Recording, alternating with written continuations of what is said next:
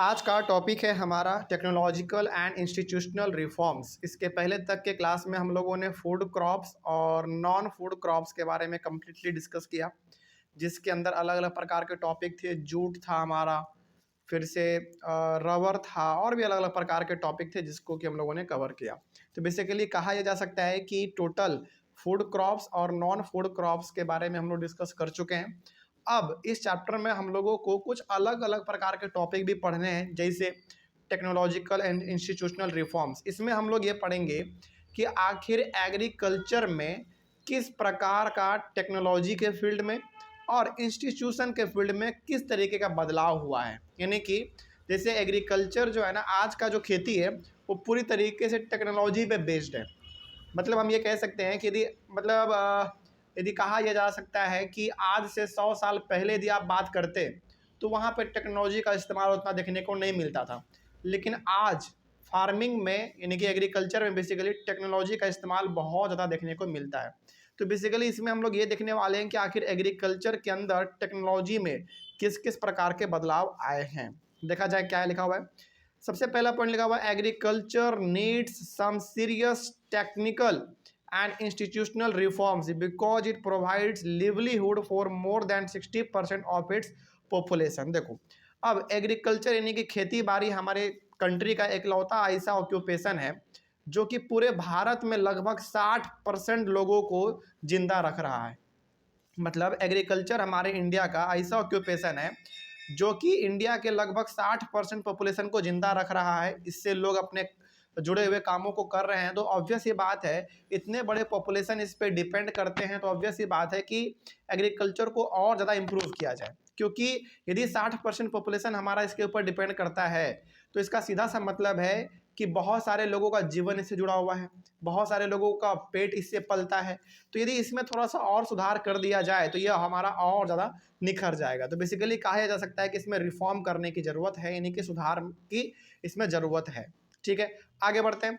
Land reform was the main focus of our first 5 year plan. देखो, जब हमारा देश आज़ाद हुआ 1947 में, यानी कि 1947 में, तो उस समय पे हमारे देश में ना इलेक्शन हुआ, और इलेक्शन हुआ तो पहला जो गवर्नमेंट बना वो गवर्नमेंट बना कांग्रेस पार्टी का। ठीक है, जिसको हम लोग आज क्या कहते हैं, इंडियन नेशनल कांग्रेस के नाम से जानते हैं, जिसका पंजा छाप सिंबल है। तो जब हमारे इंडिया को आज़ादी मिला 1947 में, उसके बाद हमारे इंडिया में चुनाव हुआ, इलेक्शन हुआ। इलेक्शन जब होता है ना हर बार, तो गवर्नमेंट 5 साल का प्लान बनाती है। क्योंकि देखो, हमारे इंडिया में इलेक्शन का क्या टाइम पीरियड है, हर 5 साल पे, यानी कि हर 5 साल पे हमारे इंडिया में इलेक्शन होता है। तो जब पहली बार हमारे भारत आज़ाद होने के बाद जब पहली बार इलेक्शन हुआ तो कांग्रेस पार्टी गवर्नमेंट में आई, तो उन्होंने ना अपना एक प्लान बनाया। उन्होंने प्लान ये बनाया कि आने वाले 5 साल में हमको किन किन कामों को कर देना है। ठीक है, तो उनके प्लान में एक बहुत बड़ा प्लान ये था लैंड रिफॉर्म का। यानी कि लैंड रिफॉर्म में क्या था ना, थोड़ा सा हम आपको बताते हैं। हालांकि आपके बुक में तो बहुत कम लिखा गया है लैंड रिफॉर्म के बारे में, लेकिन लैंड रिफॉर्म के तहत हुआ क्या था थोड़ा सा आपको हम समझाते हैं। देखो, जब हमारा देश आज़ाद हुआ 1947 में, उस समय हमारे इंडिया में ना कुछ ऐसे ऐसे लोग थे जिसके पास ज़मीन जो है, किसी के पास 1000 बीघा ज़मीन है, किसी के पास 1500 बीघा ज़मीन है, किसी के पास 500 बीघा, किसी के पास 100 बीघा। क्योंकि ये लोग कौन थे, बहुत ही बड़े बड़े ज़मींदार लोग थे अंग्रेज़ के टाइम के। इनके पास बहुत ज़्यादा ज़मीन था। लेकिन कुछ ऐसे भी लोग थे जिनके पास ज़मीन बिल्कुल भी नहीं था। तो गवर्नमेंट ने सोचा ना कि यार हमारा देश आज़ाद तो हो गया, लेकिन लोग ना अभी तक आज़ाद नहीं हुए हैं। किसी के पास ज़मीन बहुत ज़्यादा है तो किसी के पास बहुत कम है। तो इस चीज़ को ख़त्म करने के लिए गवर्नमेंट ने लेकर आया लैंड रिफॉर्म का। इसके तहत गवर्नमेंट ने ये कहा कि देखो, जिसके पास ज़मीन ज़रूरत से ज़्यादा है उसके ज़मीन को लिया जाएगा, और जो गरीब है जिसके पास ज़मीन बिल्कुल भी नहीं है उसको ज़मीन दिया जाएगा। और ऐसा किया भी गया। और जब ऐसा किया गया तो समाज में थोड़ा बहुत नोक झोंक भी हुआ। क्योंकि देखो, ऑब्वियस ये बात है ना, एक ऐसा इंसान है जिसके पास 1000 बीघा ज़मीन है, उसका ज़मीन आप ज़बरदस्ती छीन रहे हो और गरीबों में बांट दे रहे हो। इसमें खुश कौन हो गया? गरीब खुश हो गया कि हाँ भाई हमको ज़मीन मिल गया। लेकिन नाराज़ कौन हो गया? वही अमीर आदमी, ज़मींदार आदमी जिसके पास 1000 बीघा ज़मीन था। लेकिन हाँ, गवर्नमेंट ने सोचा कि भाई इसकी नाराज़गी या फिर खुश होने से क्या फ़र्क पड़ता है, लोगों के भलाई के बारे में सोचो। देखो, यदि 1000 लोगों का भलाई हो रहा है तो वो बेहतर है। यदि एक लोग नाराज़ भी हो जा रहा है तो उसे कोई फ़र्क नहीं पड़ना चाहिए, क्योंकि एक आदमी नाराज़ हो रहा है, इसके बदले में 1000 आदमी खुश हो जा रहा है, तो वो बढ़िया है ना। तो गवर्नमेंट ने क्या लाया, लैंड रिफॉर्म लाया। इससे क्या किया गया, हर जरूरतमंद आदमी को लैंड दिया गया, जमीन दिया गया कि हाँ भैया तुम भी अपना जमीन लो और तुम भी उसके ऊपर खेती करो। तो पहला फर्स्ट 5 ईयर प्लान जो था गवर्नमेंट का, यानी कि 5 साल के अंदर गवर्नमेंट को क्या क्या करना है, उसके अंदर इन्होंने लैंड रिफॉर्म लाया। आगे बढ़ते हैं। The government of India has launched agricultural reforms to improve Indian agriculture in the 1960s and 1970s। 1960 और 1970 के आसपास एग्रीकल्चर के अंदर भी अलग अलग प्रकार के रिफॉर्म लाए गए। जैसे उसमें से हमारा एक लैंड रिफॉर्म भी था बहुत बड़ा। दूसरा इसमें यह था कि अलग अलग प्रकार के बीज, जिसको हम लोग HYV सीड्स कहते हैं, हाई यील्डिंग वैरायटी सीड्स जिसको हम लोग कहते हैं, उसको लॉन्च किया गया। अलग अलग प्रकार के टेक्नोलॉजी जैसे ट्रैक्टर हो गया, फिर से पंपिंग सिस्टम से पानी निकालना हो गया, इस प्रकार के सिस्टम को लॉन्च किया गया ताकि हमारा एग्रीकल्चर और ज़्यादा इम्प्रूव हो सके। तो बेसिकली गवर्नमेंट का यहाँ पे बहुत बड़ा ध्यान था। आगे बढ़ते हैं। दी ग्रीन रेवोल्यूशन। ग्रीन रेवोल्यूशन था बेसिकली खेती बाड़ी के लिए, और वाइट रेवोल्यूशन था बेसिकली दूध के लिए। अब देखो यहाँ पे ना 2 रिवोल्यूशन के बारे में बात हुआ है। एक ग्रीन रेवोल्यूशन, ग्रीन रेवोल्यूशन का मतलब सिंपल सा खेती बाड़ी। ग्रीन रेवोल्यूशन में किस तरीके से इंप्रूवमेंट आया गया बताते हैं।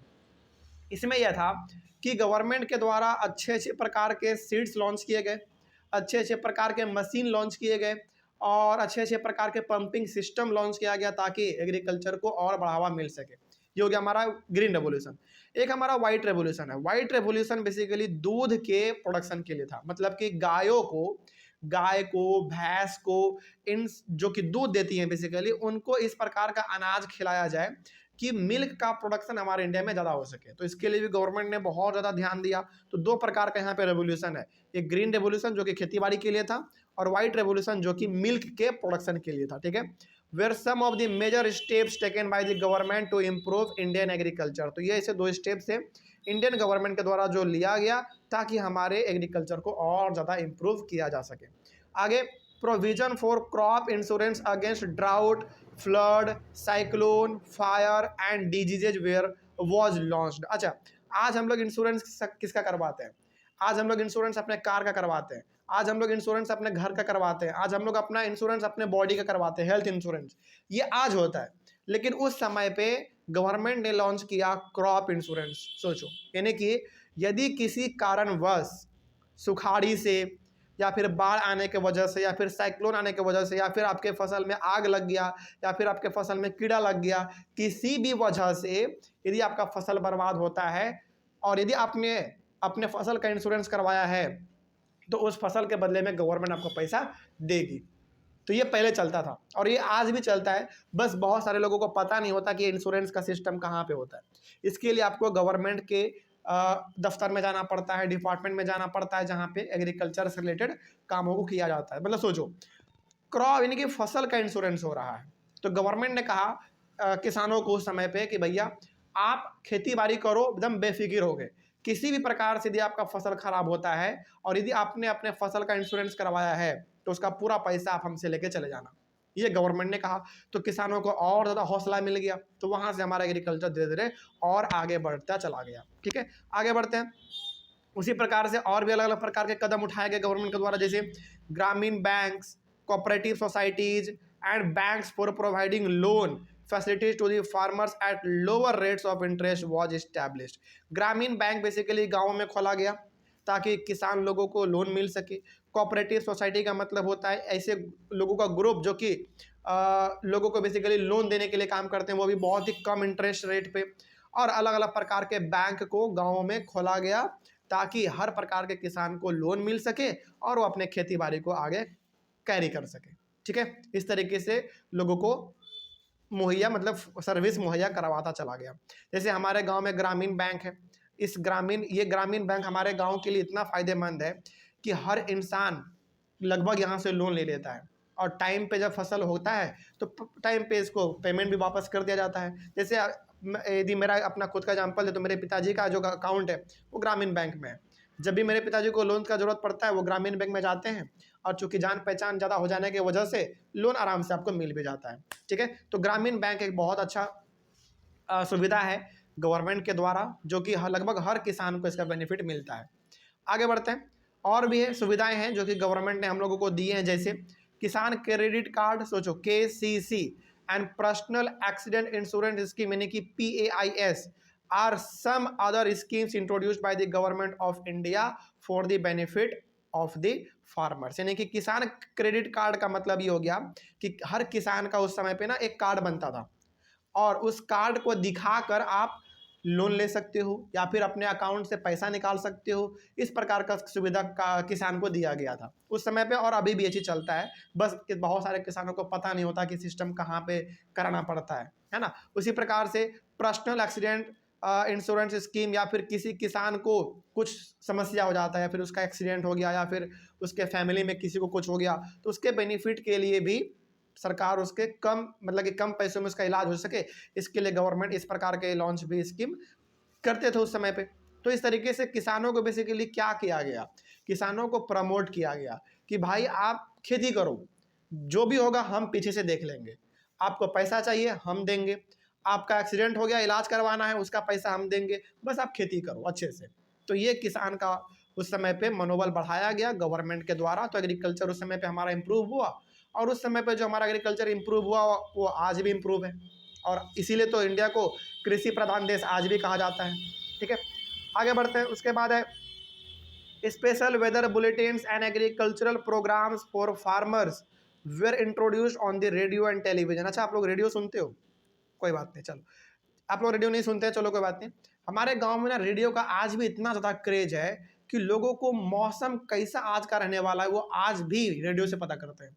हालांकि हर घर में टीवी है, मतलब कि हर घर में टीवी है, हर घर में फ़ोन है, वो फ़ोन से देख सकते हैं, टीवी से देख सकते हैं, लेकिन आज भी हर आदमी कान के मतलब रेडियो के बगल में अपना कान लगाएंगे।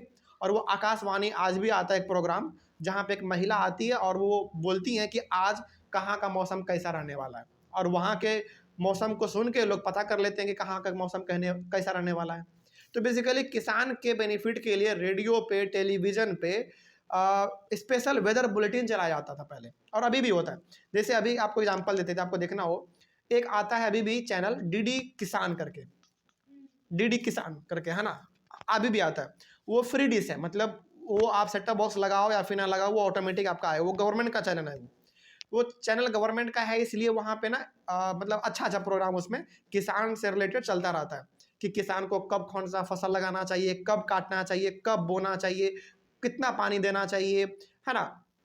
इस प्रकार का उसमें न्यूज चलता रहता है बार बार। तो ये सब जो चलाया जा रहा है बेसिकली गवर्नमेंट अपने लिए तो चला नहीं रहा है, हमारे किसान के लिए फायदे के लिए चला रहा है। तो कहने का मतलब यह है कि स्पेशल वेदर बुलेटिन हो या फिर अलग अलग प्रकार के एग्रीकल्चर को लेकर प्रोग्राम हो, गवर्नमेंट समय समय पर चलाते रहती है ताकि किसान को फायदा होता रहे। ठीक है, अगला आगे बढ़ते हैं। Also the government announces minimum support price, जिसको हम लोग MSP कहते हैं, of the produce for the farmers. अब देखो कई बार क्या होता है ना, जैसे देखो कई बार क्या होता है कि किसान इस आशा में खेती तो करते हैं कि भाई हम खेती कर रहे हैं और मार्केट में अपने अनाजों को बेचेंगे और प्रॉफिट कमाएंगे, लेकिन कई बार क्या होता है कि किसान खेती तो करते हैं लेकिन उसके अनाज का प्राइस जो होता है ना मार्केट में वो नीचे गिर जाता है। जैसे मान लीजिए कि किसान ने सोचा कि चलो भाई इस बार हम गेहूं का खेती कर रहे हैं और लगभग मार्केट में इसका प्राइस अच्छा खासा रहेगा, तो प्रॉफिट भी अच्छा खासा होगा। लेकिन जब जब ये लोग अपने फसल को काट लेने के बाद मार्केट में बेचने के लिए गया ना, तो पता चला कि प्राइस गिर गया है, यानी कि मार्केट में उसका भाव ही नहीं है। तो यहाँ पे किसान क्या हो जाएगा, नाराज, मतलब बहुत उसको निराशा का सामना करना पड़ेगा कि भाई इतने मेहनत से हम गेहूं का खेती किया और मार्केट में इसका प्राइस ही नहीं हमको मिल रहा है। तो यहाँ पे गवर्नमेंट बोलती है ना कि आपको निराश होने की कोई ज़रूरत नहीं है, हम क्या करेंगे एक MSP डिसाइड कर देंगे। MSP का मतलब होता है मिनिमम सपोर्ट प्राइस, मतलब हम आपको पहले ही बोल देंगे कि आपका फसल खराब हो या फिर मार्केट में प्राइस घटे बढ़े हमको से मतलब नहीं है, हम आपका फसल यानी कि हम आपका अनाज इतने दाम में खरीद लेंगे। इसी को हम लोग कहते हैं मिनिमम सपोर्ट प्राइस। तो यहाँ पे ना किसान को और ज़्यादा अच्छा लग गया कि अब उनको ये भी पता चल गया कि भाई अब मार्केट में प्राइस हमारा घटे या बढ़े हमको कोई दिक्कत ही नहीं है, क्योंकि गवर्नमेंट मेरा इसी रेट पे खरीद लेगी। तो क्या इसको कभी फायदा नुकसान होगा? कभी कभी नुकसान नहीं होगा। देखो MSP काम कैसे करता है ना, थोड़ा सा इसके बारे में आपको समझाते हैं। यानी कि मिनिमम सपोर्ट प्राइस होता क्या है इसको समझिए। हर साल government minimum support price launch करती है, यानी कि वो हर साल हर प्रकार के अनाज का प्राइस पहले ही तय कर देती है कि इस साल गेहूं हम इतने में खरीदेंगे, चावल इतने में खरीदेंगे, मक्का इतने में खरीदेंगे। अब मार्केट का प्राइस नीचे हो रहा है, ऊपर हो रहा है, उससे कोई मतलब नहीं है, हम इतने में खरीद लेंगे। अब मान लीजिए कि मार्केट का प्राइस नीचे चल गया, तो क्या गवर्नमेंट भी अपना प्राइस नीचे कर लेगा? नहीं, गवर्नमेंट अपना प्राइस कभी नीचे नहीं कर सकता, क्योंकि वो गवर्नमेंट है ना भाई, उन्होंने एक बार बोल दिया उसको उतना करना पड़ता है। तो जैसे मान लीजिए गवर्नमेंट ने अनाउंस कर दिया था कि गेहूं हम 15 रुपये के जी खरीदेंगे, लेकिन मार्केट में गेहूं है मात्र 10 रुपये के जी, तो यहाँ पे तो नुकसान हो जाएगा किसान को, मार्केट में बेचेगा तो। फिर किसान कहाँ जाएगा? किसान जाएगा गवर्नमेंट के पास, बोलेगा कि भैया आपने कहा था कि गेहूं हम 15 रुपये पर के जी खरीदेंगे, तो वहाँ पे किसान अपना गेहूं 15 के जी गवर्नमेंट को, 15 के जी के हिसाब से, पर के जी के हिसाब से, 15 रुपये पर के जी के हिसाब से गवर्नमेंट को अपना गेहूं दे देगा। तो यहाँ पे गवर्नमेंट भी खुश, किसान भी खुश। इसी को हम लोग कहते हैं मिनिमम सपोर्ट प्राइस। कोई दिक्कत नहीं है इसमें। तो इस तरीके से हम लोग कह सकते हैं कि गवर्नमेंट समय समय पर किसानों को और किसानों के बेनिफिट के लिए अलग अलग प्रोग्राम निकालते रहती हैं, ताकि किसानों को बेनिफिट होता रहे। ठीक है, तो इस तरीके से हमारा ये टॉपिक भी कंप्लीट हुआ। अगला टॉपिक हम लोग डिस्कस करेंगे contribution of agriculture to the national economy, employment and output. ये हम लोग अपने अगले वाले क्लास में डिस्कस करेंगे। तब तक के लिए thank you very much and have a nice day.